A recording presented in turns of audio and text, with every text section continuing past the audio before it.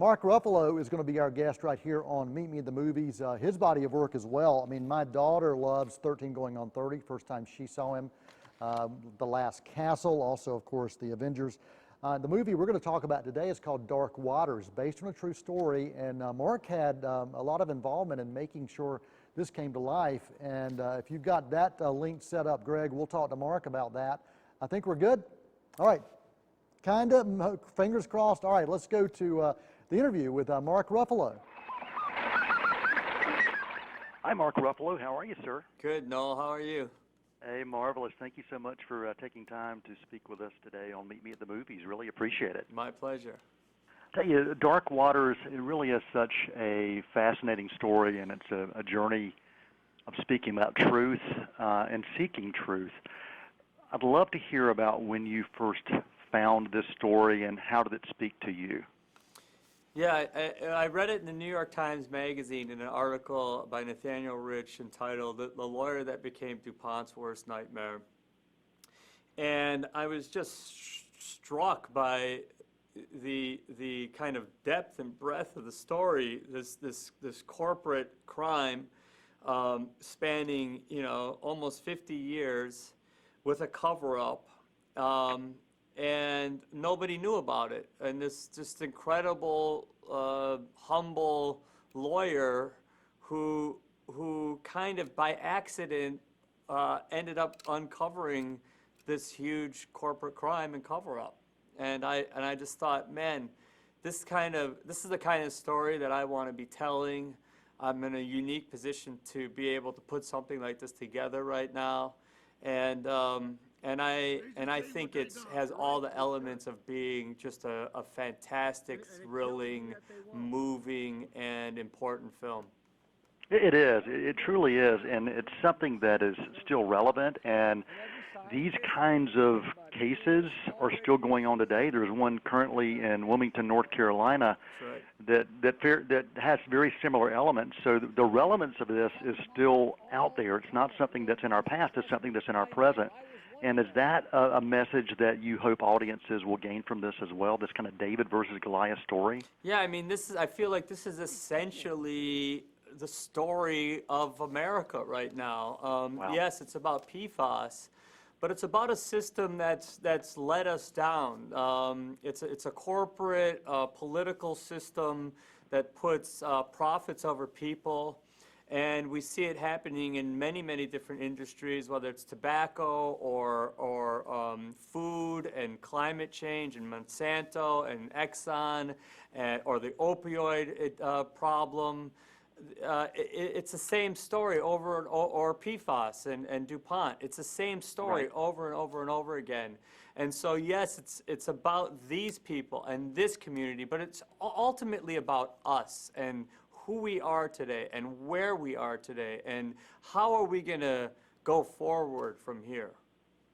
The research that you did to kind of bring this story and this character to life must have been pretty monumental. How long did you work on this before you felt like you had this story to be able to tell? Well, I think we all sense the importance and the timeliness of the story, and so this thing was made in under 3 years, which is really remarkable. Yeah.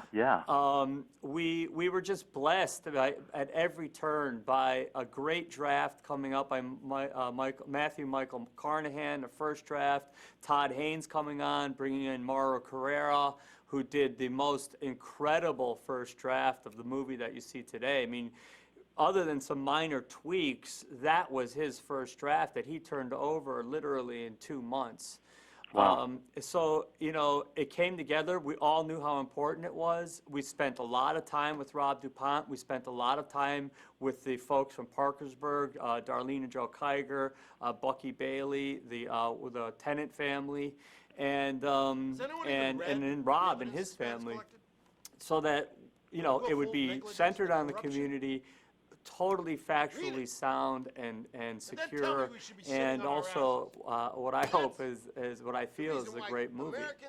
It really is, and you brought this character, this real-life character to life, and you talk about the cast and crew that you had.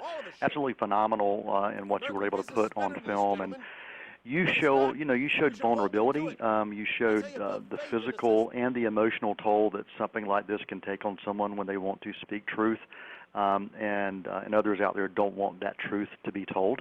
So thank you so much for taking the time to bring this story to life. Thank you so much for getting it.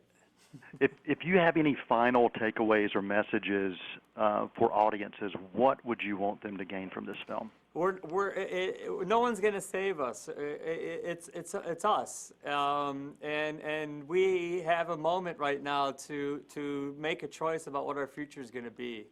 And it doesn't have to be this. We don't have to be poisoned. We don't have to be drug addicts. We don't have to be our sick and living in an environment that makes us sick. We can make some choices, and we have an election coming up and some choices, real big choices to make, that we can change this system to serve us instead of us just being bilked for our hard-earned paychecks and savings and the loss of our families.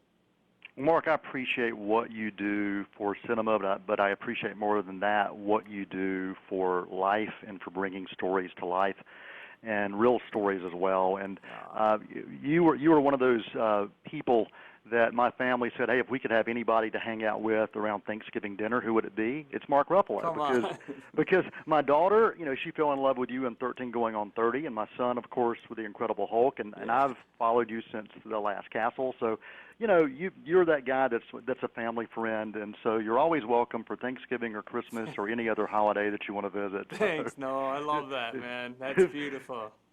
So if you're in North Carolina, please stop by. And again, thanks for taking the time to talk about Dark Waters. Just an amazing, amazing piece of cinema. My pleasure and honor. Thank you.